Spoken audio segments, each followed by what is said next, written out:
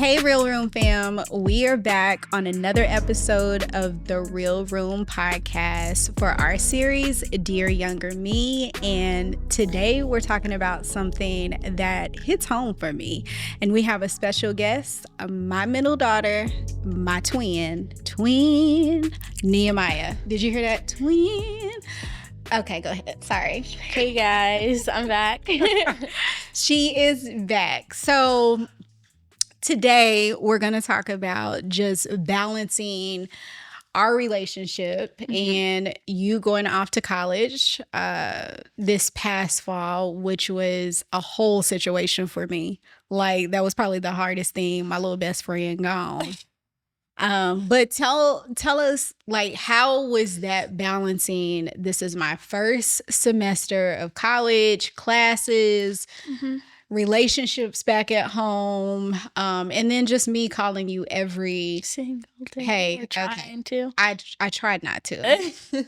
But how was just that balance? The balance was definitely hard at first. I think it was just trying to like manage school, and then I also got a job like this that she didn't need. Like, maybe, okay, if you're a college student, you know, like, you want your extra money. I hate, like, no, don't get me wrong. I love asking for money, but, like, I hate when you're in college and you realize how much your parents are paying, you hate it. So I was like, I don't want to ask them for extra money. No, seriously, I know, because I do ask for money, don't get me wrong. Wait, I thought this whole time you were like, I want extra money so that I can, you know, but yes, you were thinking about it? Yes, I was, okay? So I was thinking about my parents, and I was like, they're paying this much amount of money, and I don't want to ask them for more money, so why not just get a job and buy whatever I want without asking? So it's kind of just extra spending money if I like want clothes, or I need new makeup, or a ticket, like whatever, like it's just extra money to spend. And so I got a job, like I started it the end of August, so kind of around the time school was happening, and I was freaking out. Oh my gosh, freaking out because it was a little bit further from the campus. Yes. So we're not going to tell them where you go to school. Yes, but it was a little further from the campus. It was further from the campus, which meant that she had to... Did you walk or did you caught the bus? I caught the bus. Okay. I was on, like, the school has a bus thing, which is actually really nice. And I became, like, not friends, but, like, I was cool with the bus driver, and he made sure that I got where I needed to be. But she didn't get off until like 9 o'clock. Yeah, our class, or like my work time is from 5:30 to 9, and it's because like they know some kids have like classes from like 4 or this, that, and the other, so that's kind of like the only. So it just freaked me out. Yeah, it freaked her out the first couple of weeks, and then I started growing friendships in the work, and I love all the friends that I made, and so then I started like getting rides and stuff, and she started getting a little bit more like, okay, like a little, but the first couple of weeks, you're a little like, I called her like every time.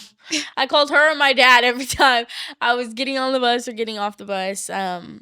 So yeah, but you know, it was a little hard, like balancing it out and not being at home 24/7, not having my mom or my dad or my sisters even really like there.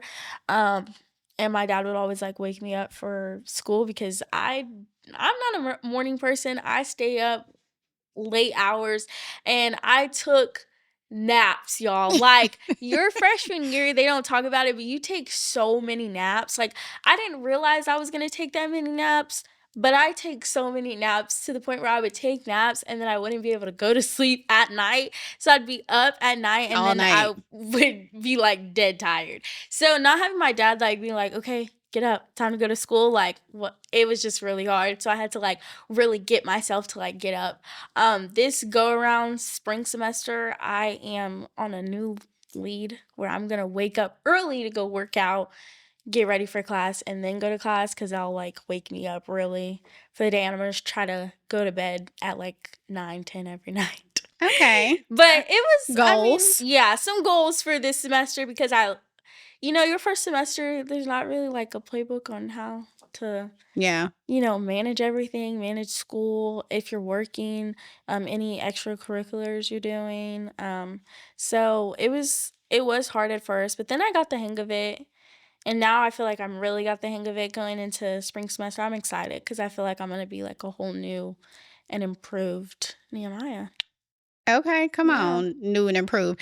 So I think for me, it was hard to navigate. Like we had been through it with Imani.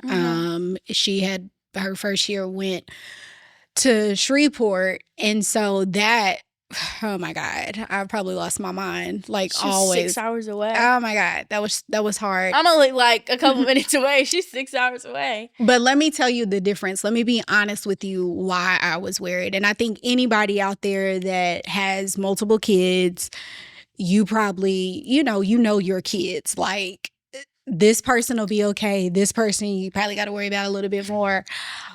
She was that one. Like, and I think for me, the reason why, like, I had all of these thoughts in my mind because I didn't experience like going off and living in college, right?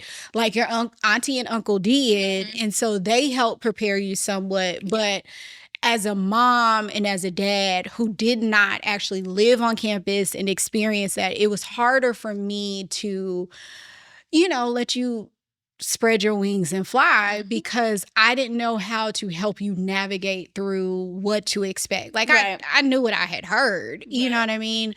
And granted, I went to college, but I didn't live on campus. And so I think that was harder for me because I felt like just your personality at the time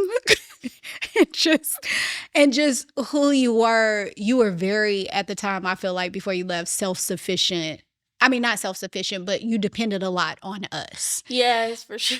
And so I think that's why I was more worried, yes, God got her. Yes, all of the things, right? But I was more worried for you than I was for your sister because your sister is very self-driven, very responsible, can handle everything. But for you, it was like, okay, Mom, how do I? Yeah, like it would be some of the basic things. Yeah, like I'm just like, my sister, she can be on her own. She does not need to talk to them every day. Like me, I have to talk to my parents like every day. I have to ask them like mainly your mama. Yes, but like just my sister, the way that we are, like she's very like she can be fine completely on her own. She does not need to, and we were talking about this, she does not need to talk to my parents every day, all day to ask them. Like she will leave when she needs to leave. She's very like that.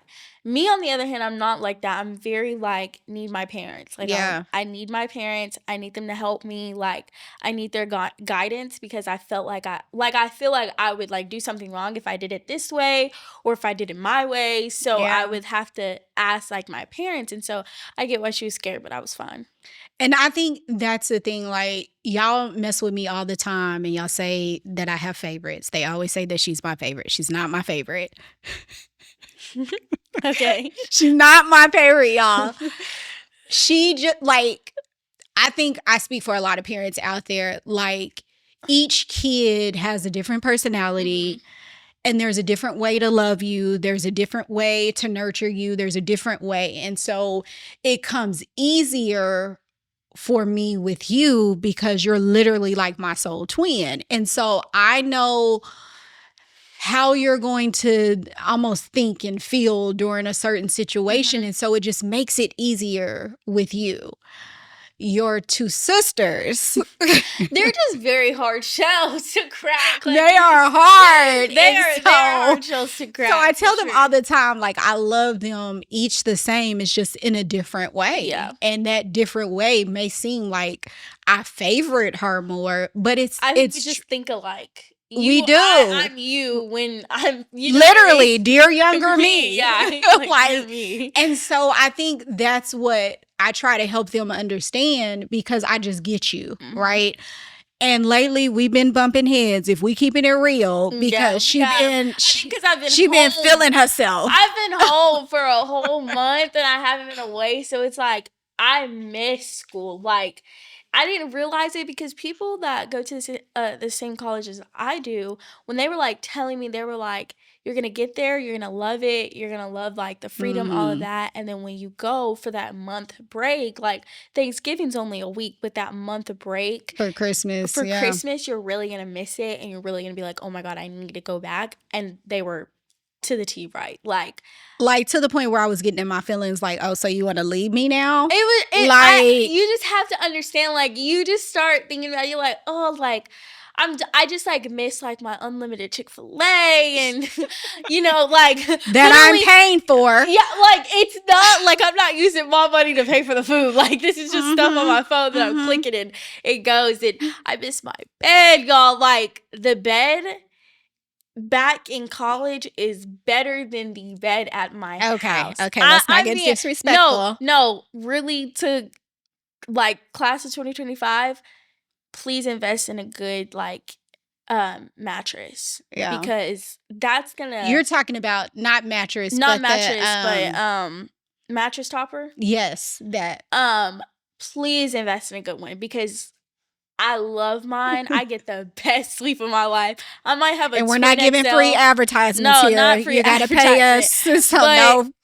Yeah, I sleep on a twin XL, but it's enough for my little body. And that mattress topper is chef's kiss. I miss it. I can't wait to do that. Comment down below and we'll give you the link. I can't. I'll give you the Amazon link. You said you wasn't even supposed to say that. Oh, sorry. No, but I think just being home for a month is just like, because I went from, I came home a little bit on the weekends. I feel like a lot. Your auntie said you came home a lot. Yes, but like you really did. But I feel like it was every other week or 2 weeks. Still a lot. But it's still a lot. But this semester, I'm not gonna be trying to come home every week. See, and there we go. I'm not. I need to figure it out. I know. I'm coming home on my birthday. My birthday's on a Saturday, so I will be home for my birthday. But so let's talk about this because I think any parent that's kids, whether they go off to college, whether they go to the military, whatever, move out. Yeah.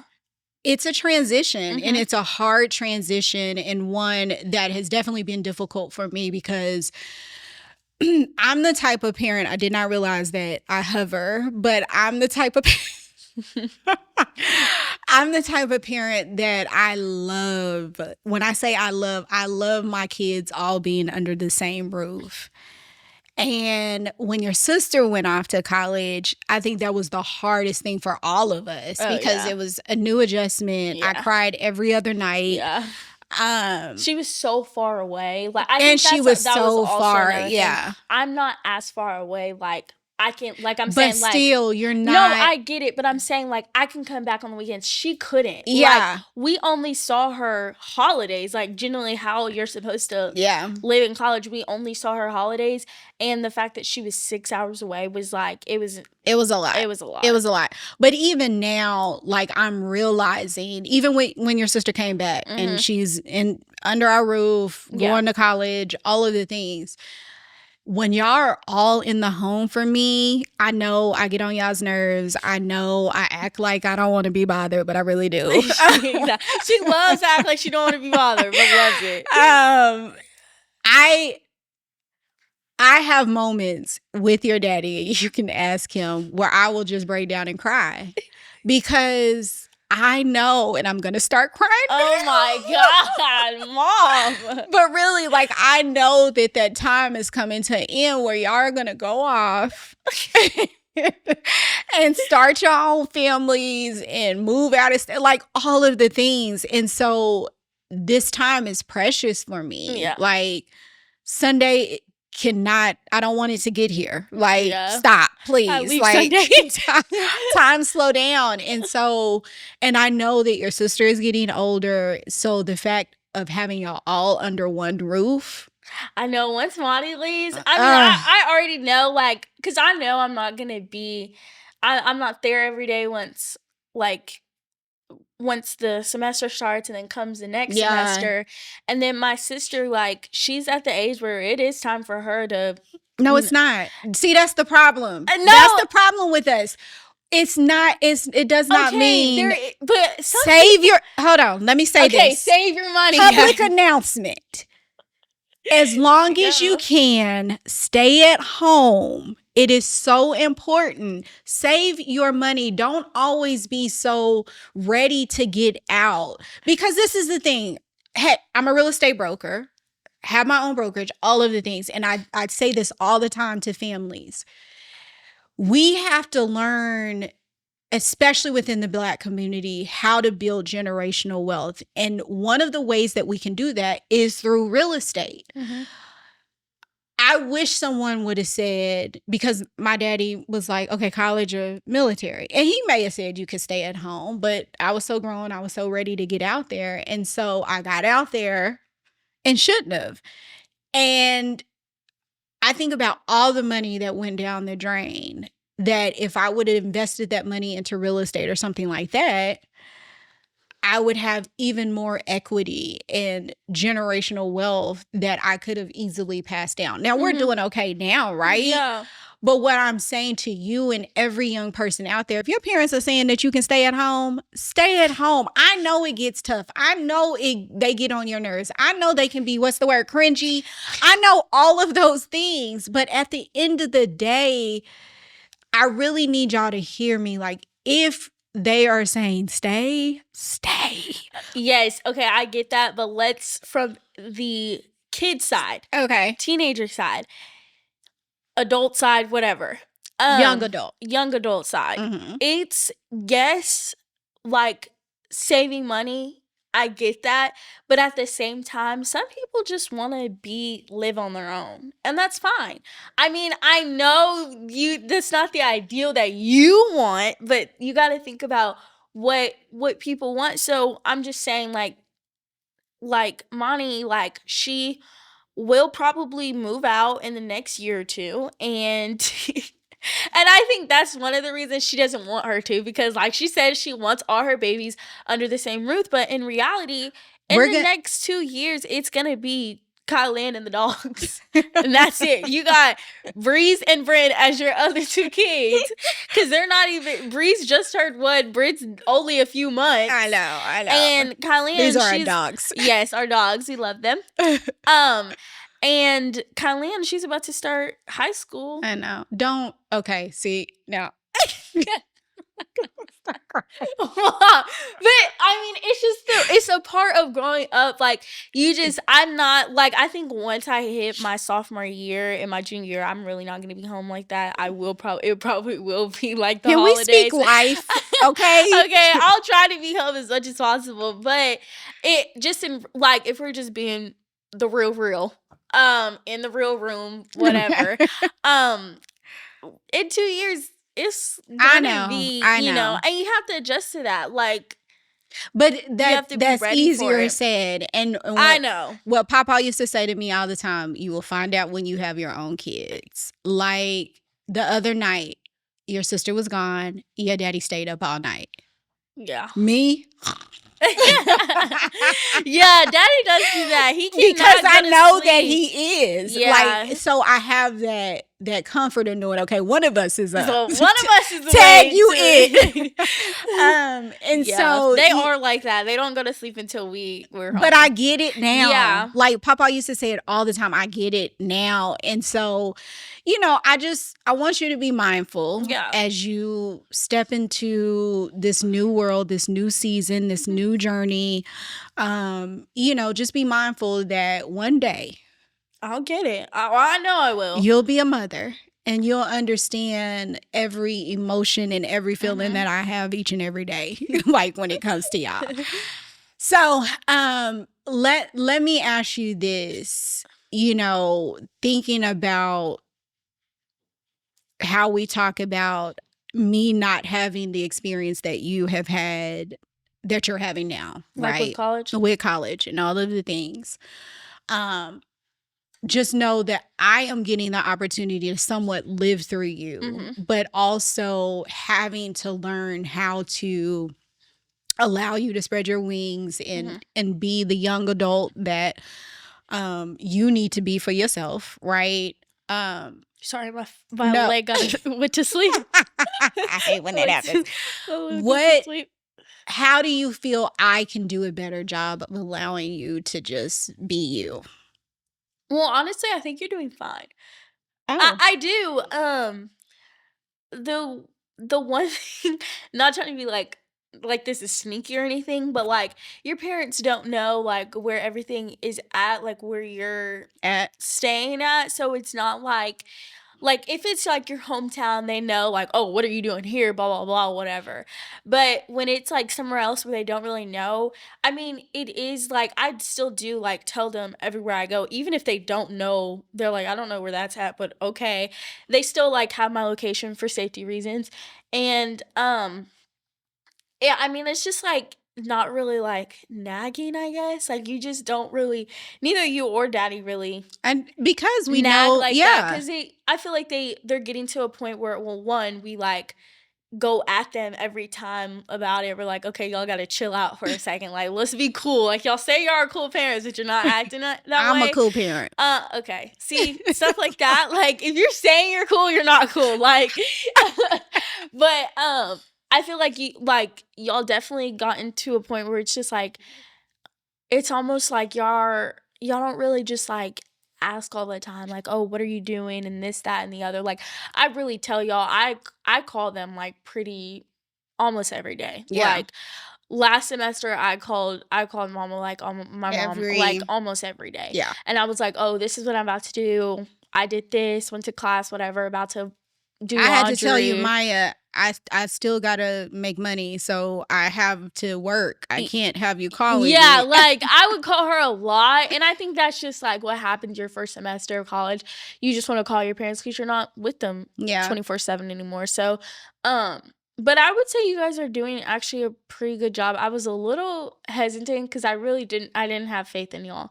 I thought that they were gonna be like, where are you at? What are you doing? Who are Now, you with? okay, You so know what I let's mean? let's But let's dig into no. that. Let's talk about that. So let me first say we've prayed and we pray constantly for you guys. Yeah. And that is really just trusting God to do what he's going to do. Mhm. His will is going to be done in y'all's life, but at the same time trusting y'all. Mhm. You know, and I think there comes a point where you realize, okay, these are little young adults, you know, my little millionaires in their minds, and they're eventually like they're gonna have to figure it out themselves, right? And we have to allow y'all to do that. We have to give you the space and trust that everything we taught you up until this point is clicking for you, right? And so I think that's why we done such a great job. Yeah. But let's talk about, you know, the sharing location. For us, it's not to be in your business and to know your every move, because I'll be honest with you, I can't remember the last time that I checked your location. That is true. But It's more daddy, if anything. Yeah, but it's more for safety. If somebody calls me and says, hey, where's your daughter, or where's your daughter here? I can say, no, my daughter is, you know what I'm saying? Or I know my daughter's okay because she's here and where we knew that she was somewhat supposed to be, right? So it's not to be nosy, it's more for safety. Again, I can't even remember the last time I've checked y'all's location. She's so busy she doesn't even Your daddy more so, but even him, like we trust I get it. I y'all, get it though. but it's for safety. Yeah, I get that because we watch crime shows all the time. And that's like whenever a person goes missing or whatnot, like that's one of like the big things. And so like I get it. Like I understand like the safety thing. I think in high school, like I really was like stop for a second because I'm like, oh my gosh, like where are you going? Where are you guys at? I'm like, oh my goodness. But I think that was just high school me. Yeah. Me in college now, like it's just like whatever. Like I get it. I'm away from home. They need to know where I'm at. In case something happens, God forbid. But Yeah. but I get it. Like I get it now. And also like with the raising thing, I get that because when you go to college, you meet a lot of new people and you see how people are raised. And Lord, am I glad for the way that I was raised, because some people do act a certain way and they they just and I think that's just because of the way they were raised and how they were raised.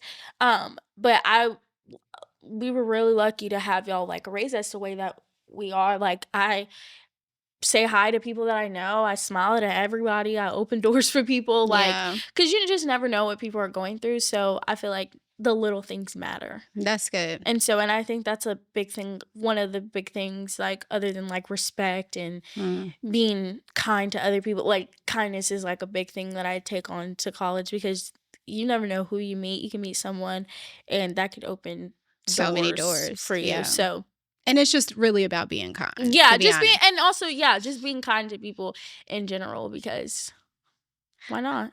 I just took a breath. I just realized I raised an amazing human. Thank you, Lord.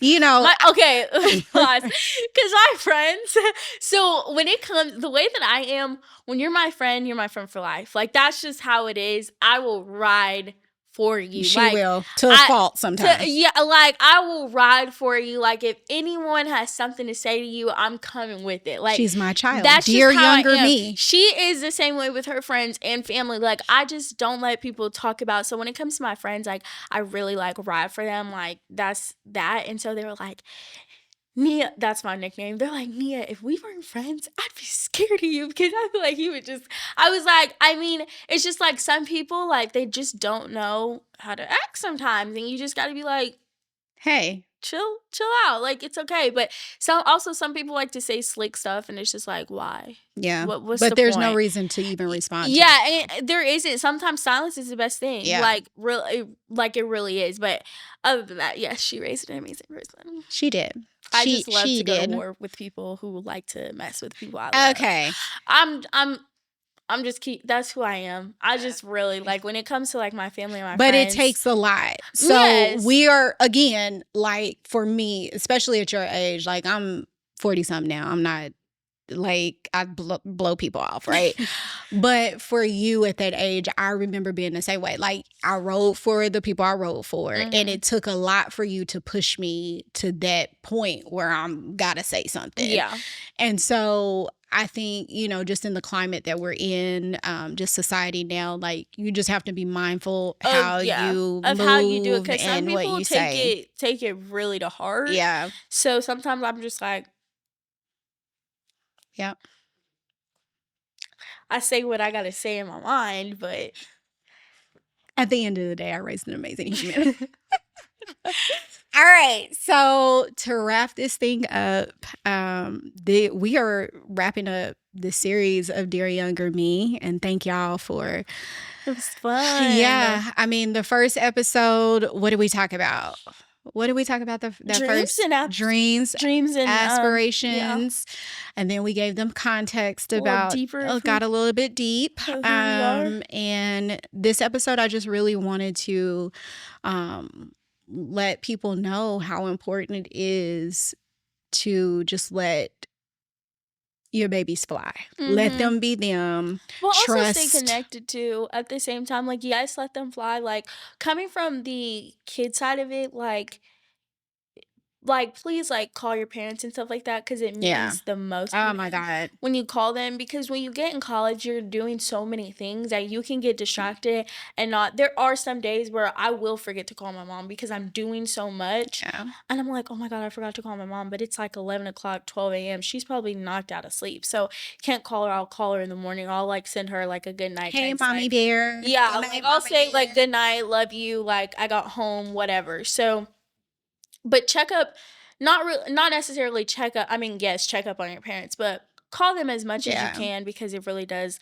go a long way. And I think that's why we, kept so close, because we talked every day. Now, with my dad, I can't talk to him, like, every single day because he works and our schedules are off. off. So I know my mom, she's either in the car or on the couch doing some type of work. She's on her computer. I just know her computer's in front of her, and she's going to hear that FaceTime call go off. So, but with my dad, he works from he goes to work out, then he goes to work, and he doesn't get home till, like, 10 o'clock. So, I mean, that's the only thing, like, but I'll, like, ask. My sisters will call me.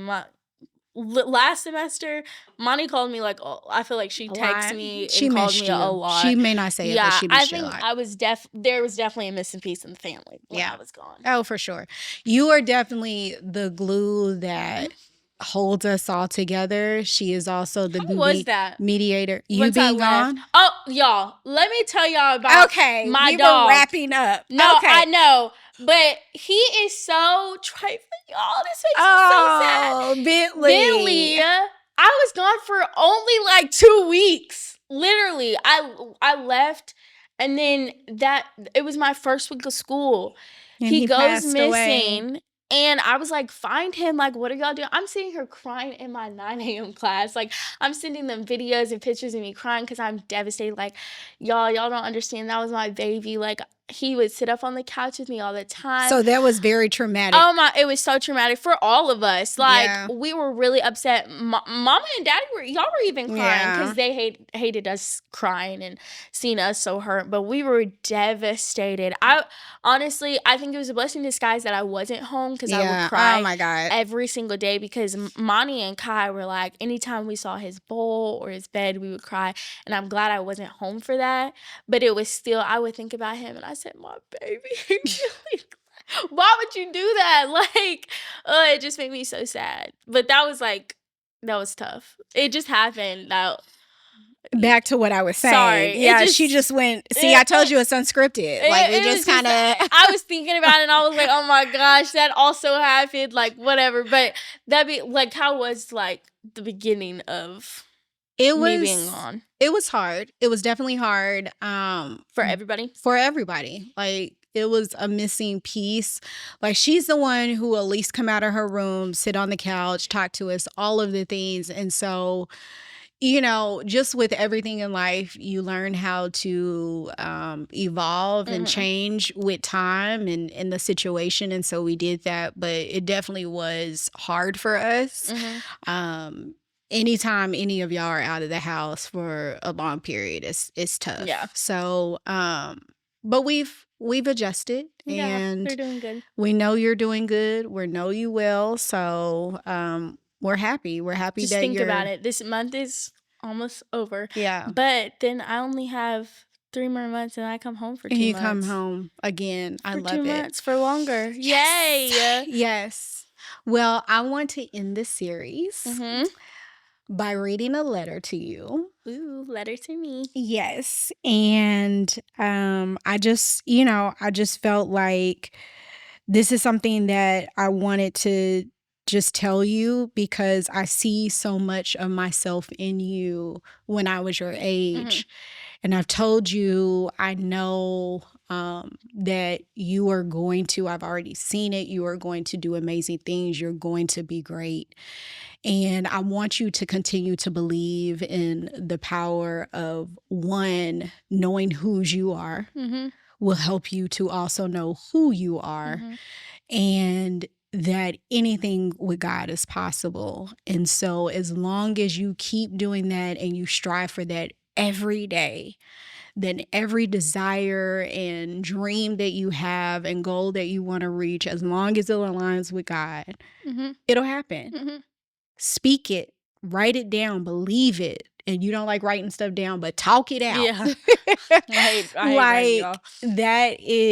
It's going to happen for you. And so I want to read this to you, and we are going to end this segment or this series of Dear Younger Me. So here we are. Okay. Don't cry. Okay. First, let me start by saying, I see you.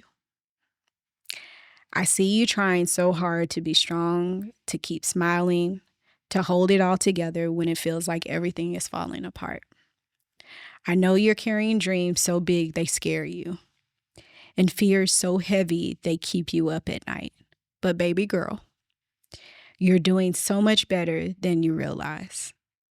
I know you're worried about being enough, pretty enough, smart enough, successful enough, loved enough. But let me tell you something. Your worth isn't tied to anyone's approval. Not your friends, not your family, not that boy you thought would love you forever. Your worth was set in stone the day you were born. And no mistake, no heartbreak, no failure can ever change that.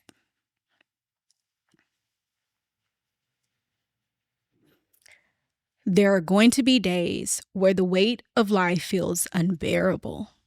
Days where you'll cry yourself to sleep and wonder if you'll ever feel okay again.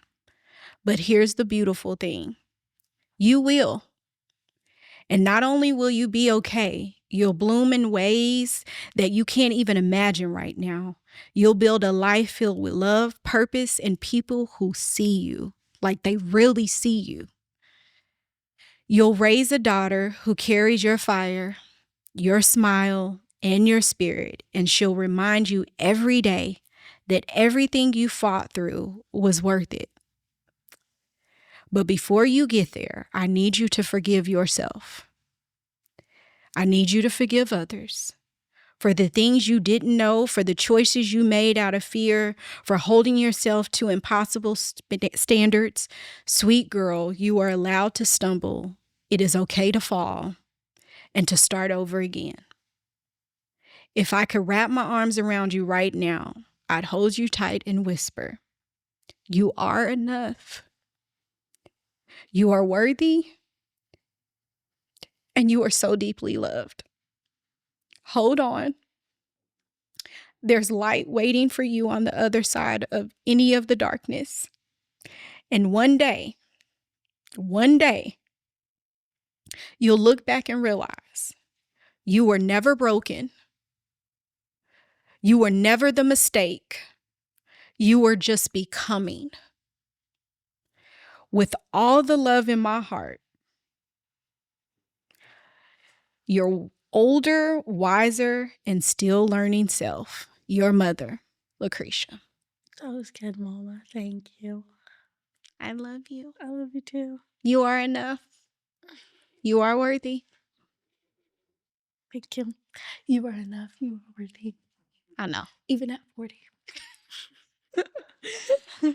So, y'all, this ends this series of Dear Younger Me.